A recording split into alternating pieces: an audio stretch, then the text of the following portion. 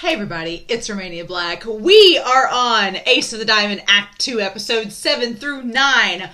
We're at the spring tournament, so I got off work today and I was like, I'm just going to keep my work shirt on because you know what? It's spring. It feels right. And I like that people in the comments on YouTube and Patreon were like, wow, you're really timing this up, watching this spring invitational tournament the same time as it's actually happening in real life. And I'm like, that worked out perfectly. So yeah, oh my gosh. I love the first years. I love all of them. I want to protect them. I love their dynamics with all of these characters. There's so much potential of different dynamics and character interactions that can happen in this series now. That is one thing I didn't get the chance to talk about.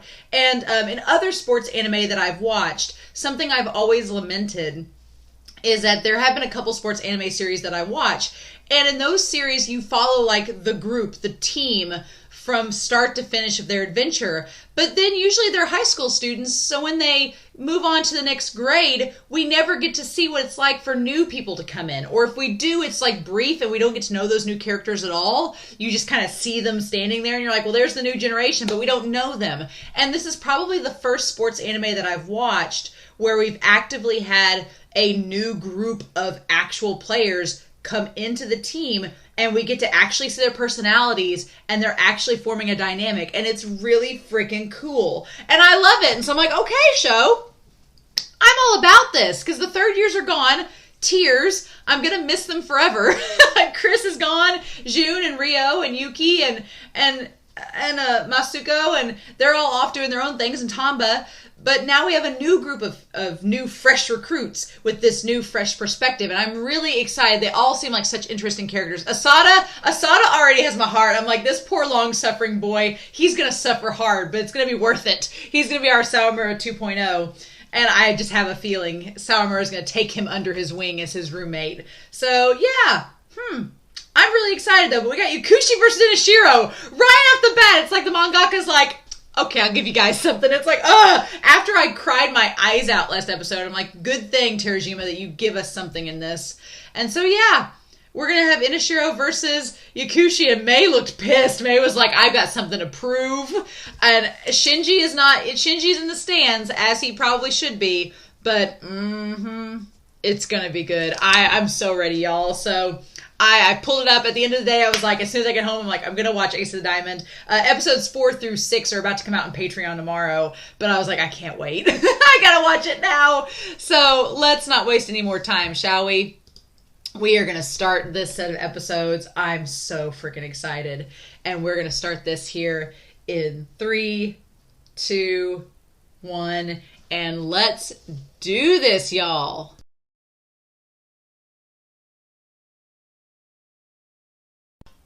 This season is amazing so far. Oh my god! Oh, is it bad? Here's the thing.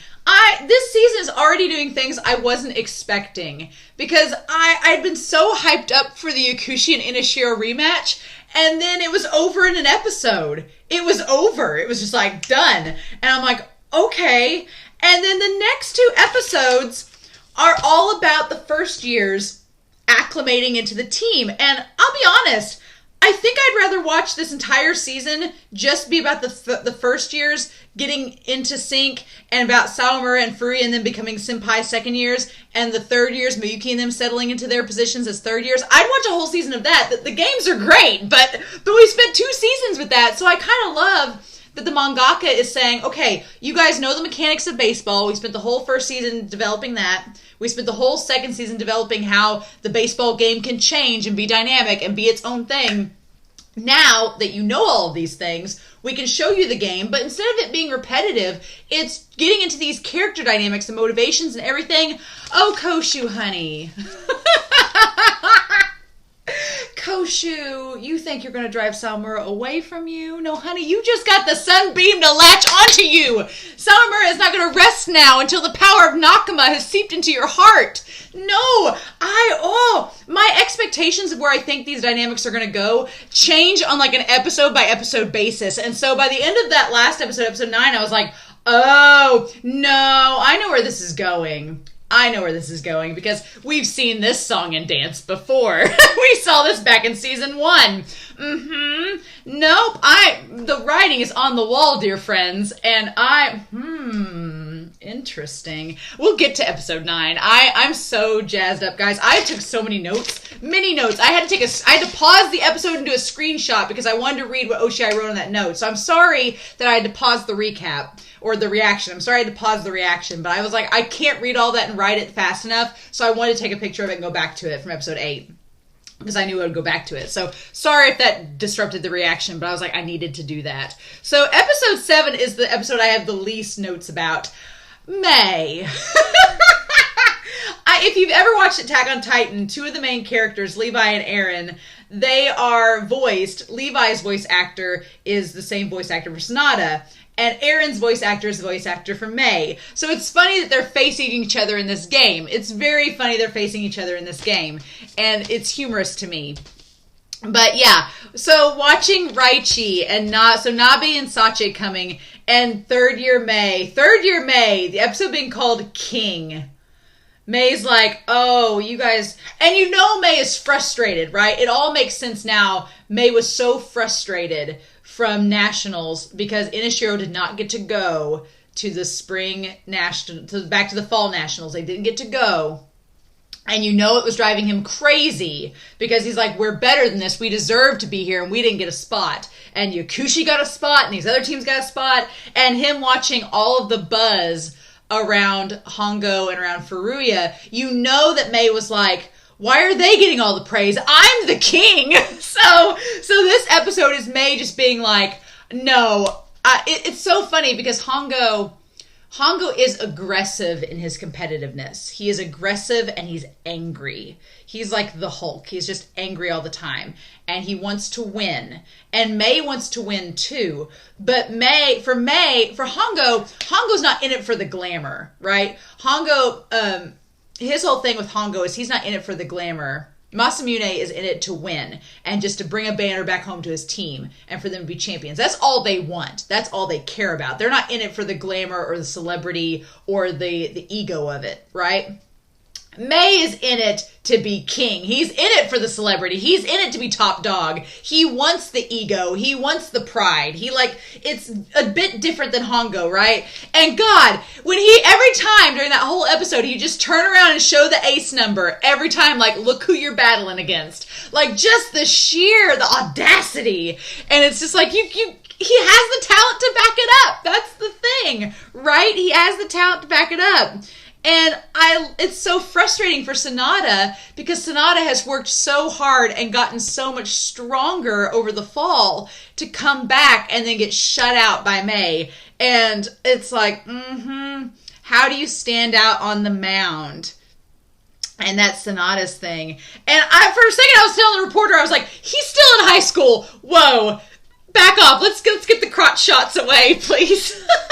I was like, I will acknowledge that Sanada is a hot character, but still a high schooler. Let's let the high schoolers be with the high schoolers. Right?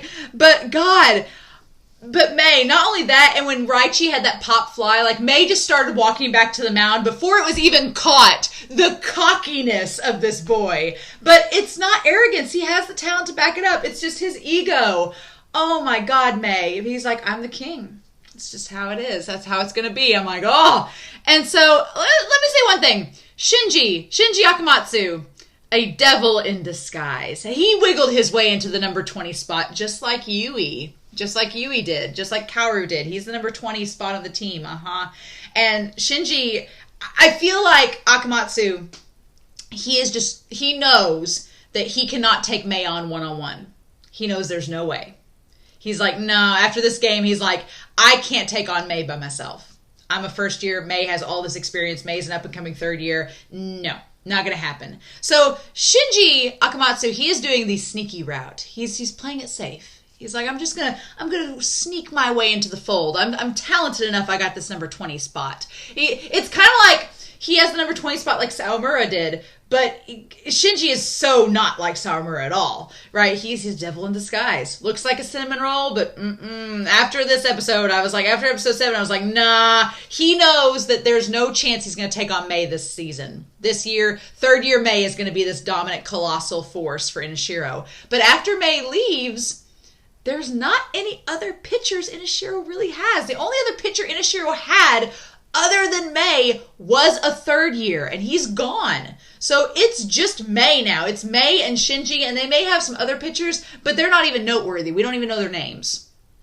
So Shinji's probably like, okay, Mei's a third year. I'm going to learn everything I can from Mei and hone my skills and rein myself in. And then once Mei is gone, that spot will be open and I will just enter the fold, right? So that's how I feel it is, right? Just, oh my gosh. And of course, Mei's being eyed by the pro leagues. He wants to go to the same university, the same team. He wants to be drafted to the same team as Harada.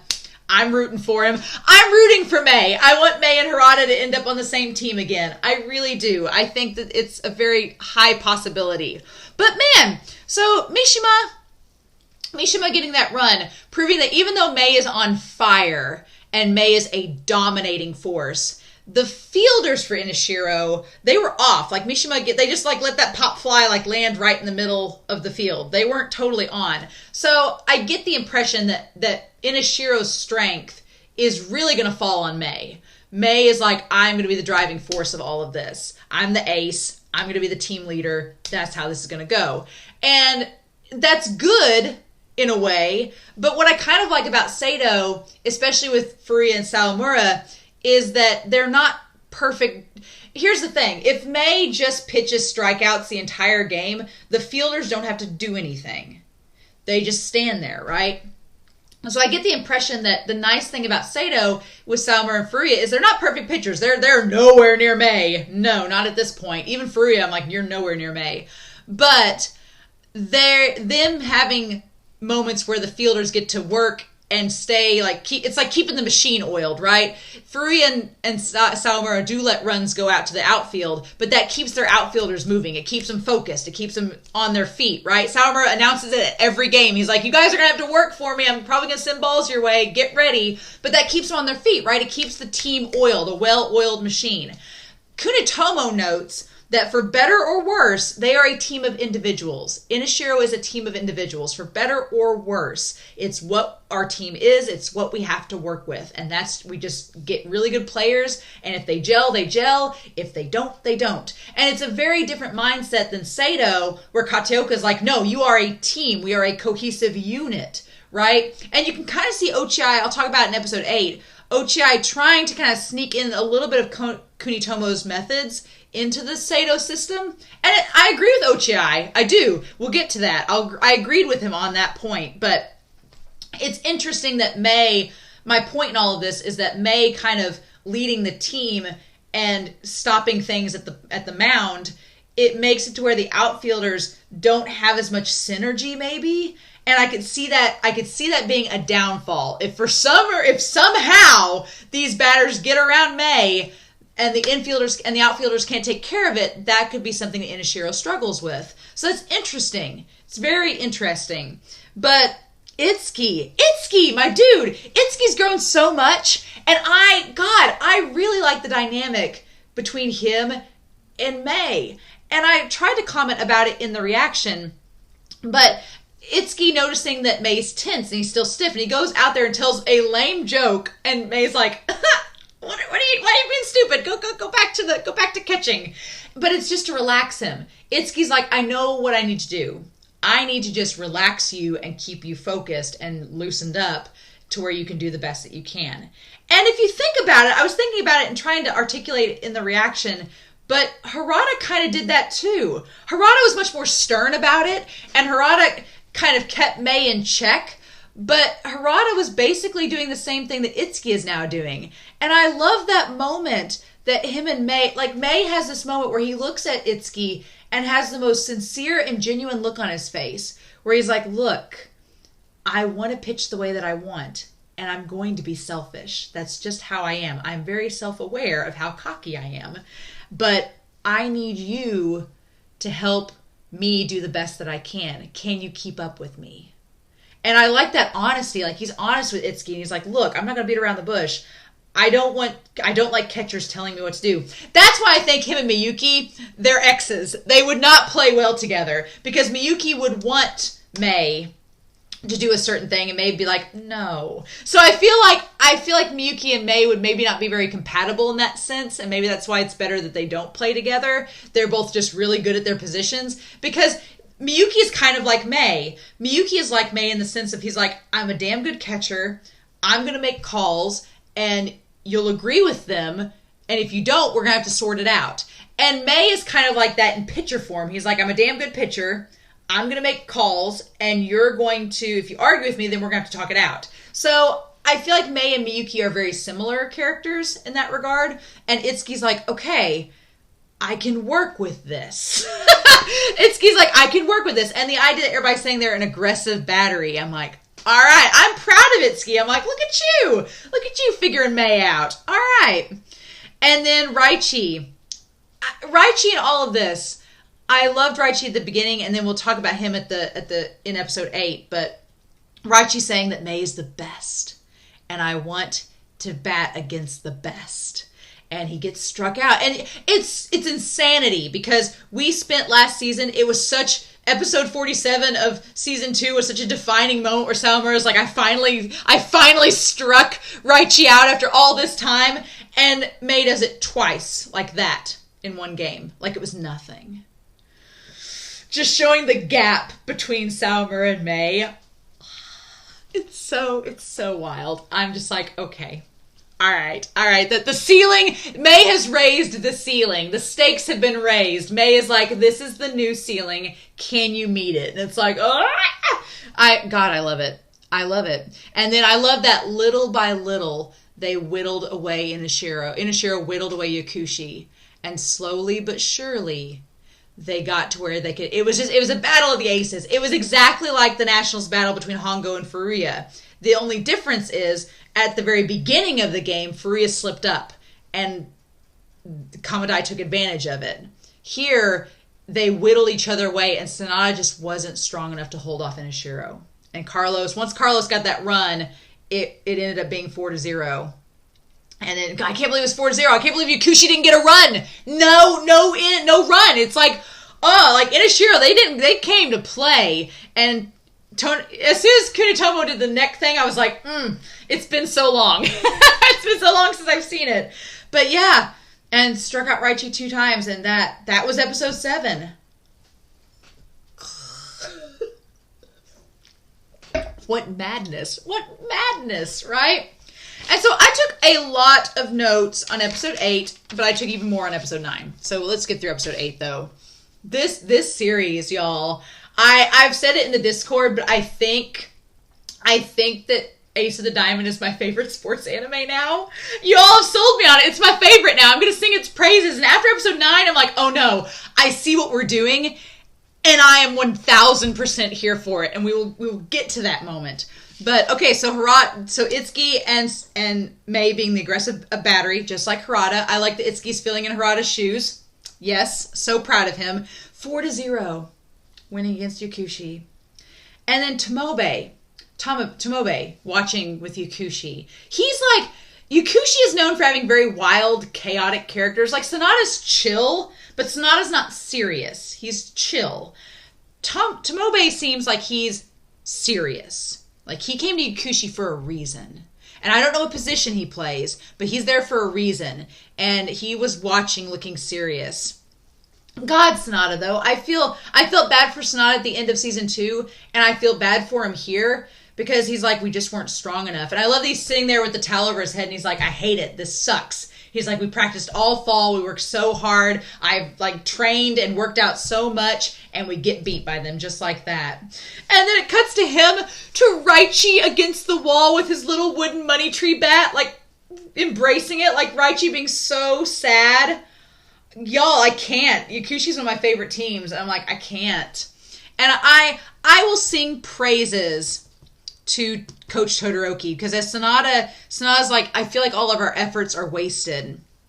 And him and Todoroki have this conversation, and they're talking about how the harder you try at something, the more frustrating it is when you lose. And I can see that relating so much to Sawamura and his struggles. Like, he's worked all this time and he's still not starting the games. It's frustrating. And you can just see that in his face. And Sanada's like, I worked so hard. And Todoroki's like, well, the harder you try, the more effort you put in, the more it's going to suck when you lose. And that's why Todoroki said he hated that word effort from the beginning, right? The madder you get when you lose, right? But I love Coach Todoroki. I love Raizo, because he says, take that loss and remember what it feels like and make yourself stronger. It's the exact damn thing that Sawamura did at the end of episode 4, where he grabbed the bullpen dart and he's like, I'm never going to forget how much this hurt. Raichi had that same feeling. Sanada has that same feeling. All of Yakushi has that same feeling. They remember how much this hurts. And Sanada makes the point where he's like, we got too complacent with how we did at Nationals. We got invited to Nationals and we got complacent. And we just were singing praises to ourselves that we made it, and we weren't ready. And we got a wake-up call. Like, Inashiro was a wake-up call to Yakushi. And that goes back to Mei being like, you got to invitationals on sheer luck. Like, Mei being like, you didn't deserve to go to Nationals. We did. And it's like, oh God, it's so good. But Tomobe being serious, and Shinji knows him. Old Akamatsu knows him. They both seem like they're from similar regions. They played against each other.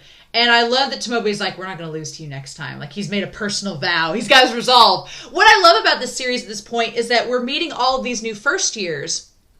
And we're seeing their resolve. And it's really cool. It's like the mangaka is setting up the new generations to take over. Like, if he wanted to, he could continue the story beyond Sawamura to these characters and keep it going. And I love that feeling. It's like Sawamura is our protagonist, but we're seeing all this ensemble cast grow bigger and bigger, and it's very realistic. Like, you have the new kids come on, and they're making a name for themselves, just like Sawamura and Furuya and the others did, and like how Miyuki and Mei did before them. And so it's just like the torch being passed. I love it. It's very cool. So, interesting. So we go back to Seido. These first years, they are an interesting bunch. A very interesting bunch. I'd argue they're more interesting than Sawamura and Furuya. Because honestly, of all the first years, yeah, you had Toji, you had Kanemaru. I guess you had the same amount of characters. They're just as interesting as Sawamura and the others, right?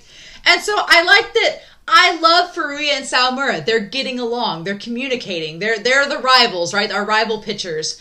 And they asked Nabe to see the scorebook. And man, Yui, the backhanded compliment.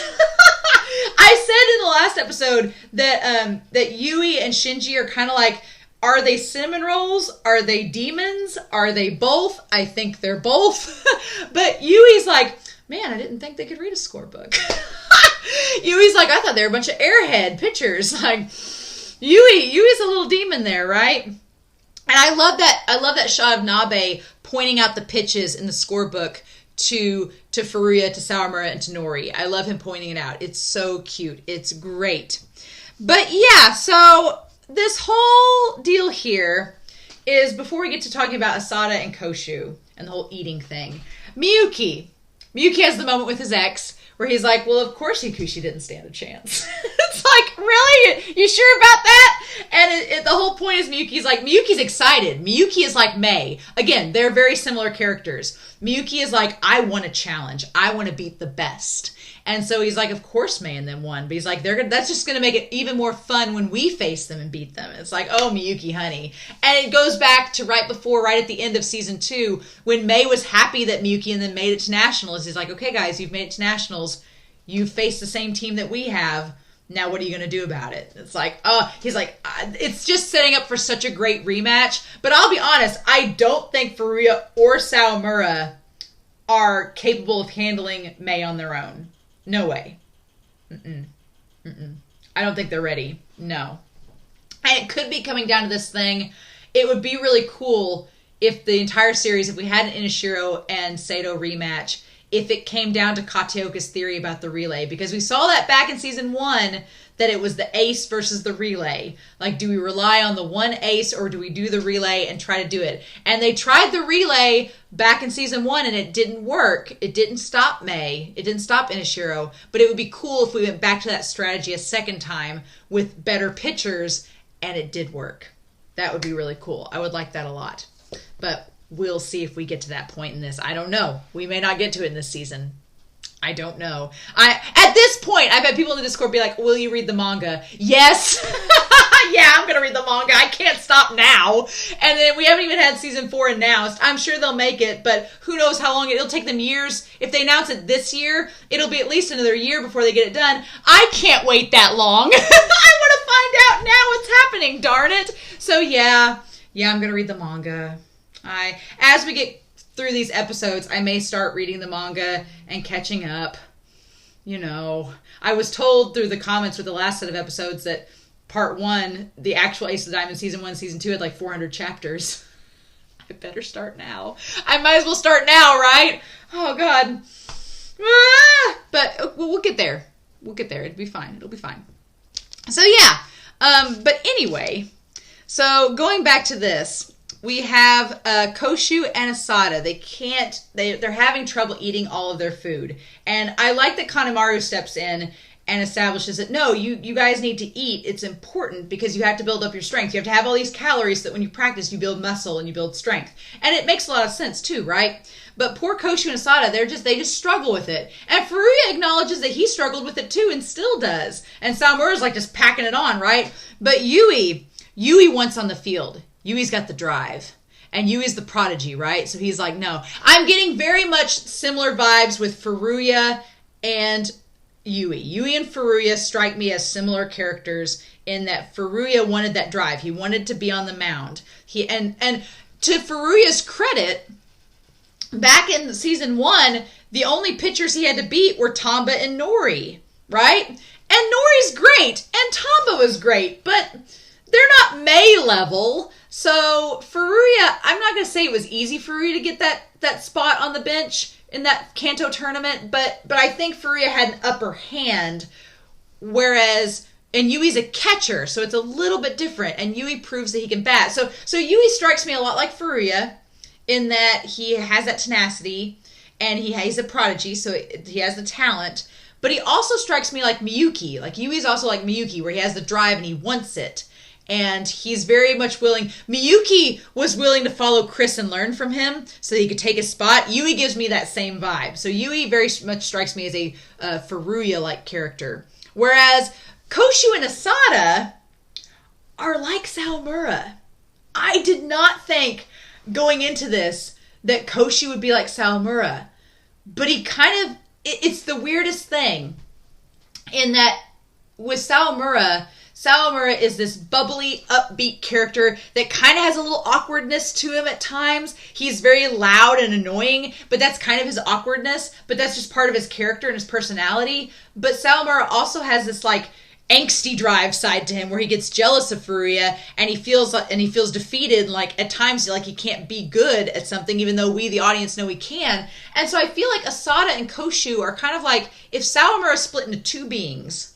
If Sawamura is split into two beings, you have the nice, kind of awkward side of Sawamura that is Asada.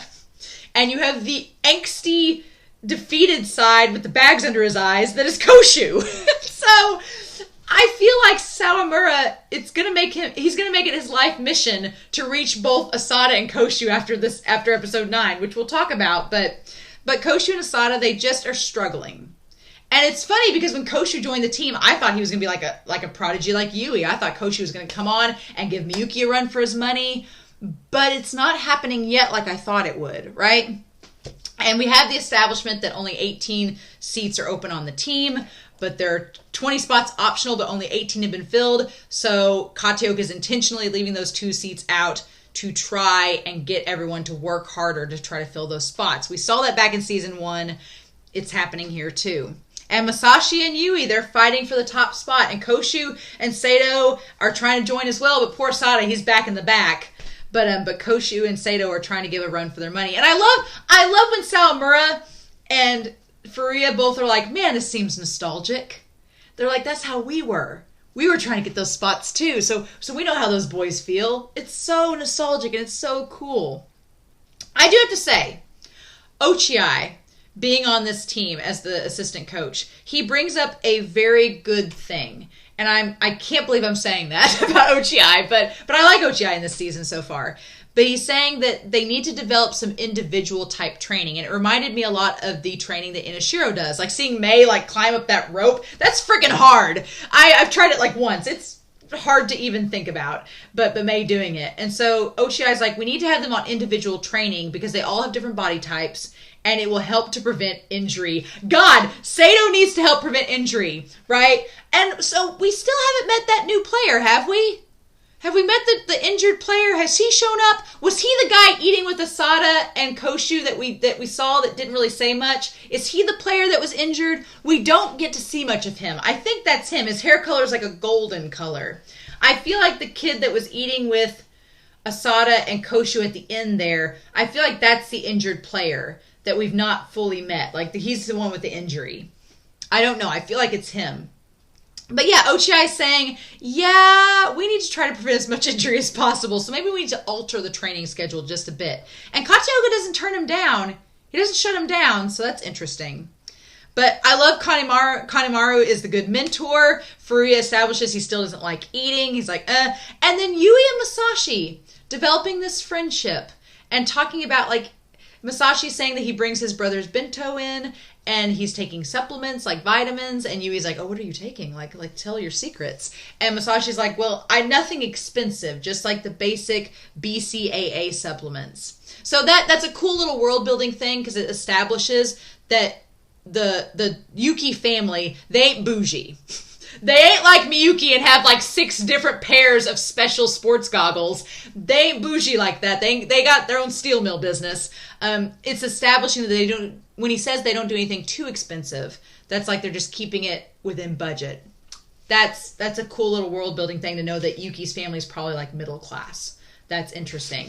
Whereas Yui, I don't know what we get out of Yui's family, but I like this friendship developing between Masashi and Yui. And they're not, here's the thing, Masashi and Yui, they're both fighting for spots on the team, but they're not fighting for the same position. Yui is a catcher and Masashi is a batter. So they have different positions. And so it's not like Sawamura and Furuya's rivalry. It's a little bit different. It's kind of like, their friendship reminds me of like Kuromochi and Miyuki. They have that kind of friendship. And so it's a cool parallel to them. I like it. But yeah, so they talk about, so Mei is the biggest obstacle. We have the coaches meeting and they say that Mei is set up to be the best pitcher in Japan. He's the king. So they say that he's going to be their biggest obstacle. I like how Ochiai phrased it. He said it's bad luck, essentially, that Mei is the best pitcher in Japan and we have to face him because he's in our region. It's like, So he put out this picture and saying that he had mapped out the first years that he thought were capable. And I wanted to talk about it. So I wanted to read what he wrote down here, and I pulled it up here. So he has Masashi Yuki, RR, great body balance, fair running speed. Okay. Kaoru Yui, right, left. Power, great running and throwing arm. All right. Koshu Okumura, right, great instincts and throwing arm. So Koshu was the third pick, okay? Great instincts and throwing arm. Kota Kagami. I don't remember if Mogami, I thought, was the one with the black eyes. I think that might be him. Kota Kagami. Doesn't stand out, but capable, okay? And that kind of reminds me of Shirasu a little bit. And then Takuma Seido, right, left. A+ running speed. So Seido could kind of be like a Kuromochi, step up into Kuromochi's shoes. That could be kind of cool. And I like this note, favoring players who can make an impact on the team rather than well-rounded ones. Okay, so we're not going for the balanced player. We're going for the player that can make an impact and fill in the gaps that Seido has. Because Seido has a pretty good roster all the way through. And so Ochi and them are trying to find, we need to fill in the holes that we're lacking in. And batting is something that Seido struggled with after losing the third years. So they're like, we need good batters that can also fill in positions. So of course Masashi fills that. And Yui proves that he's a good batter too. So I like this note that we don't need just like the balanced players. We need the ones that will stand out. And I think that's Koshu's problem. Koshu seems like he has good instincts and he's a balanced player, but he doesn't have quite the individual specialized strength that Masashi and Yui have over him, which is interesting. So yeah, so we go to April 9th, right before the game, right a few days before Seido's game. We get introduced to the 2 new managers that have joined the team. The girl with the really obnoxious ponytail that doesn't make sense, and then the girl with the black hair. And I like that they look up to Haruno. And Haruno, she reminds me in this episode that she's sort of the Sawamura equivalent of the managers. Like she's clawed her way up from being the clumsy, klutzy, first year manager to being somebody that's reliable, that these 2 girls can look up to. And I really like that. I think that's really cool. So I also love that when we start this, we see Sawamura and Furuya talking. We see Sawamura and Furuya together a lot during these episodes. And I love that. I love that they're bonding, that they're growing closer. They still have their rivalry, but they're talking to one another and sharing things. Like, I'm like, by the time that they're 3rd years, it's going to be so sad. I'm like, come on now. So then, I like this thing too, that it's noted by Toji, and I hadn't thought about this, but Toji notes that Miyuki, he can hit really hard pitches, but he misses easy ones. I'm like, oh, interesting. And that kind of says something for Miyuki's character too, that Miyuki, he can read really hard situations and make decisions in a split second, but sometimes he misses really easy things. Like in season 1, he missed the whole thing at the end with Sawamura, losing his mind and having a breakdown. He missed that. So sometimes things go really over Miyuki's head that shouldn't, but then really hard decisions he's able to make. So I thought that was a really cool character building thing for that moment. But man, Masashi ain't playing. That moment, that was such a cool shot. I don't know if that'll be the thumbnail or not. May will probably be the thumbnail, if I'm being honest. There's some shots of May, I was like, May will probably be the thumbnail. But yeah, there's some shots where Masashi, just hitting the bat, he ain't playing. He's a batter and he's here. And I love that Tetsu says, he's much more whimsical than me. I'm like, what? What? More whimsical than you? Excuse me? What? I love it. But Yui is a good hitter too, and so is Seido and Koshu.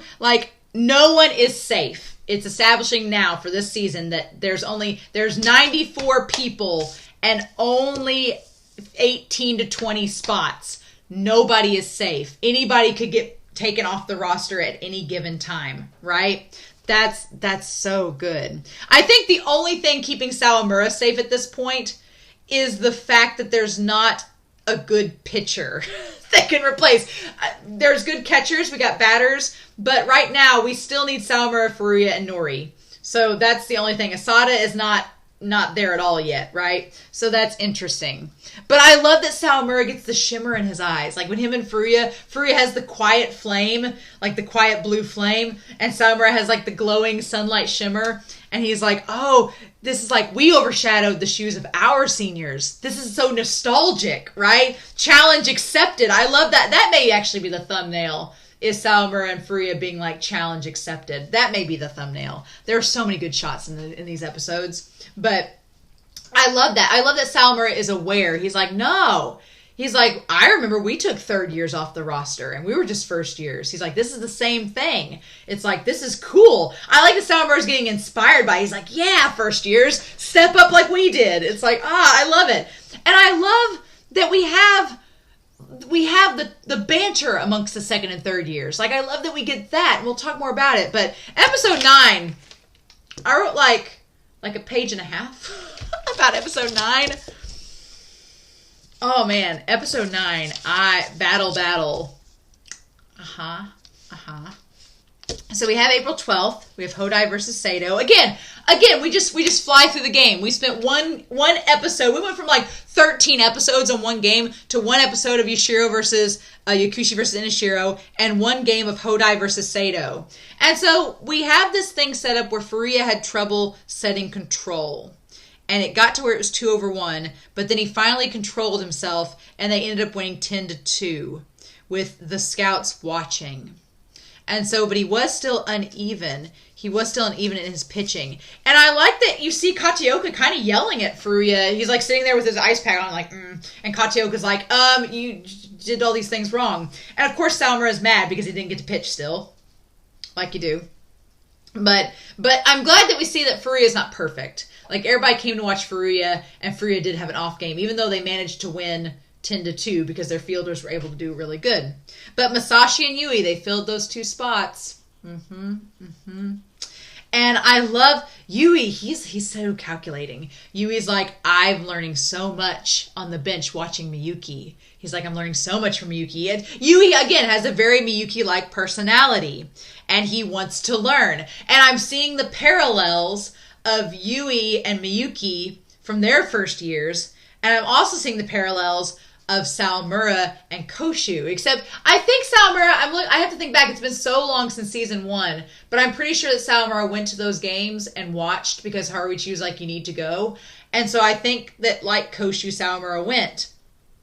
But Koshu, like Sawamura, is frustrated because they're not getting to play. It's that same vibe. Koshu is the emo version of Sawamura. And honestly, it's the sun and the moon. I know I said like sun and the moon with Miyuki and Sawamura, but I think it's more true that Koshu's more like the moon to Sawamura's sun. They're both similar characters, but they're polar opposite in the ways that they come about it. Like Sawamura has that like fire and he gets jealous and angsty about things, but he's such a sunshine personality that it can't help shine through, right? And then you have Koshu that's more cooler about it. And that coolness I kind of associated with Furuya, but now I'm like, oh no. He's the underdog story just like Sawamura. Okay. All right. Okay, we'll work with this. But yeah, but I like that Koshu and all of them are noticing that and Yui notes that Miyuki is very casual around Sawamura. Yui's like, oh wow. Kaoru's thinking, wow, Sawamura and Miyuki, they're very casual with one another. It's like, well, if you ship them together, then you know why, right? But Yui wants to practice with Sawamura. He's like, I want to practice with you because again, Kaoru is thinking, once Miyuki's gone next year, I want to step up and be the main catcher. And so Yui's like, I need to know how to catch Sawamura's pitches just as much as Furuya's. So Miyuki's like, sure, go ahead, practice with Sawamura. And Sawamura's like, I want to practice with you, Miyuki. And he's like, no, you need to practice with the first year. And I think that part of that, I don't think it's Miyuki being mean. I think Miyuki is kind of thinking the same thing Yui is. Miyuki probably is realizing, this is my last year of playing, so Sawamura should get used to other catchers. He's used to Ono. Ono does a great job with him, but he needs to get used to Kaoru as well. And then Masashi goes to practice with him as well. And so, oh my gosh, but Sawamura, our sunshine boy, Sawamura, our beautiful sunshine boy, asking Asada to come after practice with them. Like that, I'm sorry, but I love Furuya to death, and Furuya right now is the ace. Furuya is the ace, but Furuya, as much as he communicates, and as great as Furuya is, Furuya is getting so much better at communicating to his team and being reliable, but one thing that Sawamura has always had over Furuya in terms of being an ace is that leaderly camaraderie and that urge to like get others to like join the team and invest in that same team dynamic, and him inviting Asada to practice. Like, and we find out that Sawamura is perceptive enough to realize that Asada is skipping out early. And that whole Back to the Future thing, what the hell? Like Sawamura as a sleep talker, we'll talk about that in just a second.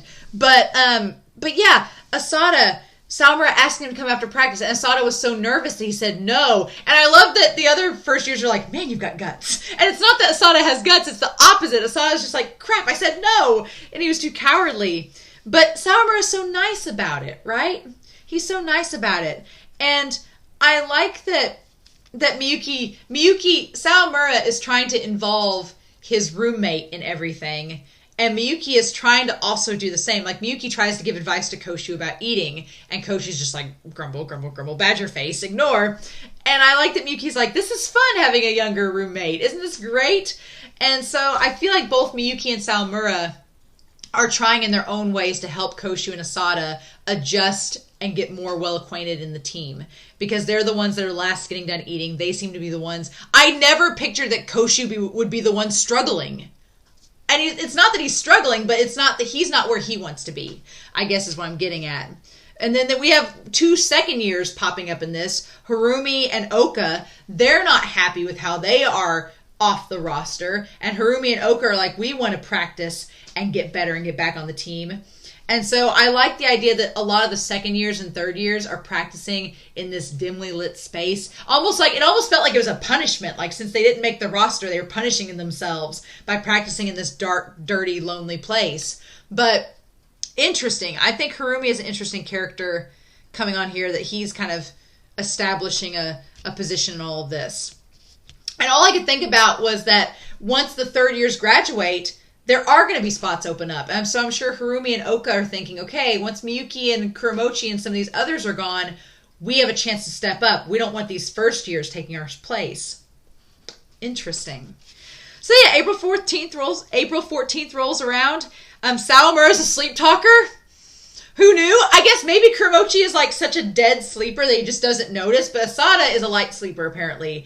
And I just love that Sawamura reminded me a lot of Yuji from Jujutsu Kaisen in this moment, because in Jujutsu Kaisen, and this isn't a spoiler for the series, but Yuji like watches a lot of movies. And so it reminded me of Sawamura being like, Back to the Future, boss! And then Terminator! And it's like, but Asada is just freaked out. And Asada is starting to crack. I like that Kuromochi picks up that he's like, I think Asada is starting to crack under all the pressure. That he's the weakest link of the team, right? And he's starting to crack. And he's struggling. And it's funny because Kuromochi probably noticed Sawamura struggling back in season 1. And so he's like, Asada's a lot like you. And I think that's why when he talks to Miyuki later, he's like, yeah, Sawamura is attaching himself to Asada because Sawamura probably sees a lot of himself in Asada. And he's trying to make him better. And I'm like, that's so cute. I love it. But we go to that practice, and Furuya's pitching to Kaoru, to Yui, and Kaoru is struggling, and Ochiai's overseeing. And I love that Ono helps Yui. Ono's like, hey, no, this is what you need to do to help make him better. And Miyuki notices that. And I think that, and Miyuki acknowledges there's such a respect for Ono in that moment, because Ono's position is threatened by Yui. Yui, this prodigy, this first year coming in, you know that Ono's thinking like, look, I'm a second year. I'm working to replace Miyuki when he graduates. And now this first year's coming up that may be better than me. So where does that put me, right? I feel like on the team, Ono and Nori, I respect them so much because they are constantly players that they've made the roster. They've made the top 20, but they're not the first pick, right? Ono and Nori, they're not the first pick over Furuya, Sawamura, and Miyuki. Not always. And so, especially in Miyuki's case, because he's like bound and determined to be the catcher. And so I feel for him. And I feel like Ono's thinking, well, crap, here comes this first year that could end up replacing me instead of me replacing Miyuki. And he still helps him out. I'm like, mad respect for Ono. Because he could be petty. Ono could be petty and be like, I'm not helping this first year. I want to get that spot. But no, he does help him. I'm like, that's pretty freaking cool. But yeah, and Miyuki's watching all the others too. So Miyuki's watching Kaoru, and he's also watching Koshu. And he notes that Koshu is easy to pitch to, and he's flexible. Again, very much like Sawamura. Sawamura is flexible, and Sawamura is easy to catch the pitches from. So it's an interesting dynamic, and Sawamura is good at communication. Sawamura is a great communicator to Miyuki and to the catchers themselves, right? And he notes that Koshu is a good communicator. So I'm just waiting for it, y'all. I'm waiting for it. I am waiting for Sawamura to practice with Koshu and for them to develop, like it's going to be a thing. They're going to develop this bond, right? Furuya and Yui are developing this bond. Because here's the thing. Miyuki has been a great catcher to Furuya, and Miyuki has been a great catcher to Sawamura. And those three together make such great batteries. And Miyuki has been a great catcher for Nori. But Nori and Miyuki are leaving after this year. And so it's like the mangaka is setting up that, okay, when Miyuki is gone, who are we going to have catch? Probably Kaoru, maybe Ono, maybe Koshu. And then as far as pitchers go, Nori will be gone. So we're going to have Furuya and Sawamura. And maybe if Asada works his way up, that could be a possibility. Or there's another pitcher that was pitching too, like the dark-haired boy that was pitching to Koshu. He could be a pitcher, so he's moving his way on up, right? So you have that, and I'm seeing the writing on the wall that maybe Furuya and Kaoru are being set up to be a battery once Miyuki's gone. And Koshu and Sawamura are being set up to be a battery. I'm waiting for it because Koshu didn't work with Sawamura in this. He's been working with the other pitchers. I'm just waiting for it because that would be such a cool dynamic because Koshu being a communicator to the pitchers and Sawamura, I'm waiting for it. I just want to see it. I want to see them be a battery together. I'm like so giddy and high on adrenaline right now thinking about it. It's just... But yeah, so, and then I think Miyuki was pitching to Nori. I couldn't see if Miyuki was pitching to Nori or Sawamura, or if Sawamura was pitching to Ono. I couldn't see. Sawamura's practiced a lot with Ono before, but he's also practiced a lot with Miyuki. So, in this moment where they're all eating and the last ones to eat, it's been that golden-haired kid that I think is the injured one, and Asada and Koshu. And then it gets down to just Asada and Koshu are the last ones to get done eating. And he tells Seido, he's like, you can go on ahead. Like, don't wait on me. Don't let me hold you up. Right? And that's so tragic. But I'm also seeing that maybe Asada and Koshu will develop a friendship out of all this. They seem like they're going to develop a friendship too. So that's great. But then we go to the quarterfinals, right? We somehow squeeze in the quarterfinals in the midst of this episode. What is this series so far? We squeeze in the quarterfinals of Taito versus Ugamori. And I always forget about Mukai. I forget his name. Inui, our man that's been struck by lightning, I will always remember him, our catcher. But I always forget Mukai's name, our preppy boy that's slightly snobby. He's kind of like Mei, but not as good as Mei. That's the thing. And then we have Umemiya. Umemiya now being best couple of the series, being our OTP off in the dugout together, you know, like you do. We see that Akamatsu made number 20 for Inashiro, and Inui doing the catching and everything. And I like that they established that Taito had the off season from hell, kind of like Inashiro, to come back. And I think they won over Ugamori. I'm pretty sure that they won. I also like that during this time where Inashiro's watching and Mei's making the prediction that Taito will win, Mei is like the only one that's in this sweet red blazer with the turtleneck. Like Mei, our diva pitcher, just showing off his fashion sense. What can we do? And so then we cut back. So we have a quarterfinals game. I think Taito won.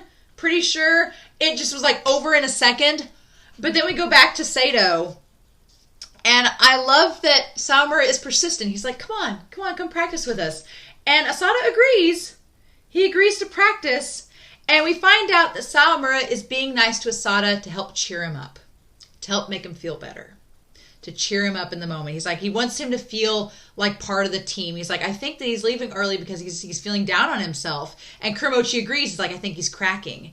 And he tells this to Miri. And for the record, I love the banter between Kuromochi and Miyuki. Oh my god. It's amazing. I love it. I love that banter that they have. I love they're third years now. They're third years. So they're looking at these first years being like, look at these babies. And they're looking at Sawamura being like, look at how much Sawamura has grown. Now he's taking on the lead, trying to help out these first years to get up to speed with everybody else. I just love it. And I love how Kuromochi and Miyuki have this talk like an old couple. They're like, oh, look at these kids. Ha ha ha. It's absolutely adorable. I love it so much. But Sawamura trying to help. And okay, we had a flashback and I want to go to this. I'm going to turn the sound off, right? I'm going to turn the sound off and go back to this moment. But we have this moment where Sawamura is trying to cheer Asada up. And he's trying to make him realize, he's like, hey, it's okay. Like, this is my family's secret recipe. Isn't it making you hungrier? And Asada's like, no. And he's like, he starts quoting lines from TV series. Like Sawamura is a goof. But he's a sunshine boy. He's trying to help out the best he can. And Koshu, Koshu can't take it. He's like, you need to crawl up from here. And so, here's the thing. We get the cut to his coach, to Seido and Koshu's coach. And he kind of looks like Sawamura, where he's like got the smile and everything and cheering them on. But Koshu calls it fake, cheap encouragement. Right? Koshu gets ticked off at it. It presses a button. And Sawamura, and here's the thing. Sawamura is not being false. That's the problem. Sawamura is a sunshine boy. He's being genuine. He's trying to be sincere. It's Sawamura. So that's what it comes off as, right? And he says to knock it off. And I love that Sawamura is like, what? And Asada's like, ugh! But he's like, knock it off. And he puts the chopsticks down. And he says, your idiotic shouting has made me lose my appetite. And I feel sick. And Sawamura's like, huh? Wait, what? He's like, and then, yeah, there's that blunt other kid. Even though he eats slowly, he finishes everything. Okay. And Asada's like, crap, what? And he says, we don't need any cheap encouragement. We're fighting in our own way. So Koshu is taking Sawamura's actions as being patronizing, and that he's trying to just he's mocking them. No, Sawamura is not. He's genuinely trying to be cheerful, and Koshu's taking it the wrong way. And I'm wondering, and I think this speaks too that Koshu has some insecurities. That maybe Koshu is not living up to his own standards of what he expects to do. He's not living up to it. And so Sawamura, what he's doing feels like mocking. It feels like he's making fun of them. And Sawamura's like, no, I'm not. But, oh, buddy. And so he's like, could you please leave? I'm tired of looking at you, senpai. And Sawamura's like, what did you just say? He's like, tired of looking at me. What? And then I love the other kid and Asada are like, what is happening? Asada's like, you don't have to defend me. I love this. And Sawamura's like, leave? What? And Koshu is serious. He's like, what's your problem? He's like, you're a first year, right? A first year. He's like, tell me your class name and roll number. And Sawamura's trying to do like the Kanamari thing, the Zono thing, where he's the senpai. He's like, don't talk back to me, you whippersnapper. And so, but Koshu is taller than Sawamura. He's like, I'm Koshu Okamura, and I play catcher. Don't you remember being in the bullpen with me? Are you only interested in the first years if they have a spot on the bench? And that's what Koshu is taking this the wrong way. And Sawamura's like, no, I'm not good with names. He's like, and that's the thing. Koshu, bless his heart, Koshu is kind of, I think this is why I thought him and Furuya would be a thing, because Koshu seems very blunt and simple in a way. And in the way that he thinks Sawamura, I don't think Koshu knows how to read Sawamura. And so Koshu thinks that Sawamura is like upper senpai, that he thinks Sawamura is only going to be interested if they have a spot on the team. Like he's only interested in Kaoru. I don't think Sawamura even really notices Kaoru other than the fact that he wants to practice with him. I don't think that's it at all. But Koshu's like, I've not proven myself yet, so that's why you're not recognizing me. And he just seems so tsundere, right? I feel like Koshu's so tsundere, and Sawamura's like, what? And that look on Sawamura's face, he's like, why are you so intense? Oh my god. And Sawamura's like, I don't know how to read this kid. And he's like, I remember seeing you.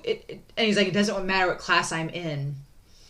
It's like, no. Oh my god. And he's like, what? What a cocky first year. I'm glad that Sawamura's like, I think she's just cocky. What a jerk.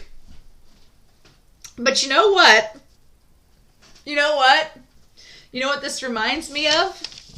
It reminds me of, way back in season 1, when we were 6 to 9 episodes into the first season. You know who didn't get along at all? Miyuki and Sawamura. All I could think about during this moment was when Sawamura, dissed Chris, not foot in mouth, right? Not realizing what an impact it had on Miyuki. And Miyuki was like, what are you talking about, Chris senpai? I felt like it's the same thing, only it's reversed, right? I feel like Miyuki's like, you cocky first year, you jerk, how dare you make fun of Chris senpai? How dare you patronize him? You don't know him. I feel like that's how Miyuki was to Sawamura, and Sawamura was like, I feel like this is exactly the same, only now it's reversed. Where Koshu is like, who do you think you are patronizing us? And Sawamura's like, what a cocky kid. Oh, Koshu, honey. Koshu's gonna get hit by the Nakama beam, isn't he? Miyuki, honey, you're gonna have to room with this kid. because here's the thing, Koshu's gonna be like, Sawamura is a jerk, and Miyuki's gonna be sitting back, like, doing his homework and be like, what did you just say? I'm so giddy, y'all. I'm so giddy, because buddy, as much as I ship Miyuki and Sawamura so hard. Y'all, I mean, but this is why they're not an OTP for me, because is Sawamura going to have to make Kim and Koshu a thing now, too? Is Sawamura going to become our sunshine boy that attracts all people to him? Because here's the thing. You could argue, like, Hinata and Haikyuu. Hinata is our sunshine boy in Haikyuu. And lots of people ship Kageyama and Hinata together in Haikyuu. But Hinata is a sunshine boy who attracts all the different setters to him. Right? Is Sawamura going to become the pitcher that attracts all the catchers to him? Is that how this is going to be, too? Because I'll be honest, in Haikyuu, I ship Kageyama and Hinata, kind of, but then I also ship, like, Hinata and Oikawa and Hinata and Kinma and Hinata these others, and so I'm really into shipping Miyuki and Sawamura, but now I'm seeing this dynamic with Koshu, and I'm kind of rooting for it. I guess I'm more so rooting for Sawamura to reach Koshu, to have his sunshine reach Koshu, and to help him, because Koshu's in a rut. Koshu feels bad that he's not made the top spot. He clearly has some insecurities. And like Asada just thinks he's a weakling and is at the bottom of the food chain and has accepted it, right? And Sawamura's not going to accept that. He wants to help Asada realize his potential, like he was helped back by Chris Senpai. Sanada wants to become a Chris Senpai to Asada. And I think that's so wonderful. I'm like, that's so cool that Sawamura wants to give back to Asada what was given to him by Chris Senpai, and I think that's beautiful. And then Koshu comes in and takes it the wrong way, and so now Sanada's like, I could have one Kohei, but now I have two. It's like, what is this season? I've talked for an hour, and I've talked for an hour, y'all. But okay, I'm like on adrenaline. I'm going to go to the Discord right now and talk about this. So, because I'm just so giddy. But yeah, I'm going to go talk to the Discord about this. And if you are a fellow patron, you can get on the Discord too. And we just talk about Ace of the Diamond. And it's fun. It's a fun time. For $1, you can be on the Patreon Discord. That's my only shameless plug I'll probably ever do in this. But yeah, guys. I'm ready. I'm so excited. We'll see what happens, but I'm so curious to know your thoughts down below. I do not want spoilers at all. This has come out of left field, literally, for me, and so please no spoilers. But I'm ready.